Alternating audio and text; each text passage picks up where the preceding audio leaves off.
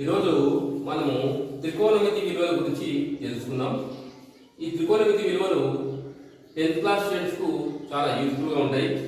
వాటిని చేతివేళ్ల పద్ధతి ద్వారా చాలా ఈజీగా ఏ విధంగా కనుక్కోవచ్చో, వాటిని సులభంగా ఏ విధంగా గుర్తుపెట్టుకోవచ్చో ఇప్పుడు మనం తెలుసుకుందాం.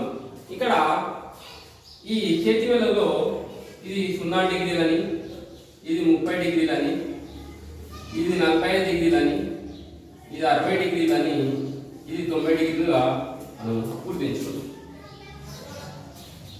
ఈ విధంగా క్లాక్ వైజ్ కానీ సైన్ థీటాకు, అదేవిధంగా యాంటీ క్లాక్ వైజ్ ఉన్నదాన్ని కాస్ థీటాకు మనం తీసుకుంటే,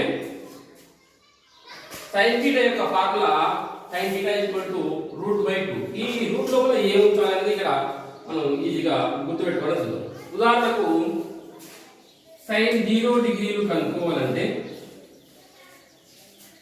0 డిగ్రీస్ ఇక్కడ ఉన్నాయి క్లాక్ వైజ్ కాబట్టి, ఈ బొటన వేలు తర్వాత కింది వైపు ఎలాంటి వేలు లేవు కాబట్టి ఈ రూట్ లో 0/2 అంటే 0/2 అంటే 0నే వస్తుంది.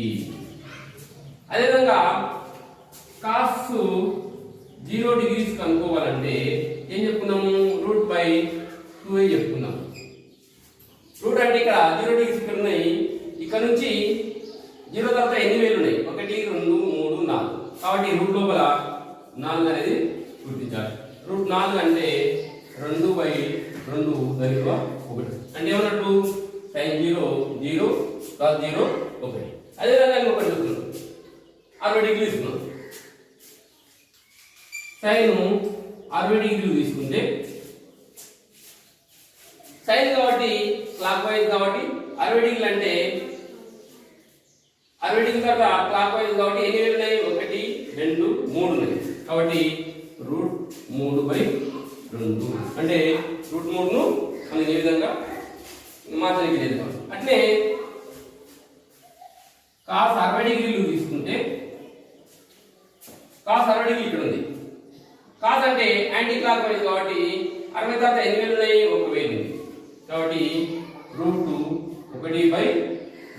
√1 అంటే 1 కాబట్టి 1/2. ఈ విధంగా కాస్ 60 అంటే 1/2. ఈ విధంగా మనకు సైన్ థీటా కాస్ థీటా ఈ రెండింటిలో తెలిస్తే మిగతావన్నీ కనుక్కోవచ్చు. ఇదే మాదిరిగా మిగతా 30 డిగ్రీలు కానీ 40 డిగ్రీలు కానీ 90 డిగ్రీలు కూడా కనుక్కోవచ్చు. ఈ విధంగా 10th క్లాస్ విద్యార్థులకు చాలా యూజ్ఫుల్ ఉన్నటువంటి ట్రిక్ బాగా ఉపయోగపడుతుంది. ఇది గుర్తుంచుకుంటారని ఆశిస్తున్నాను. Thank you.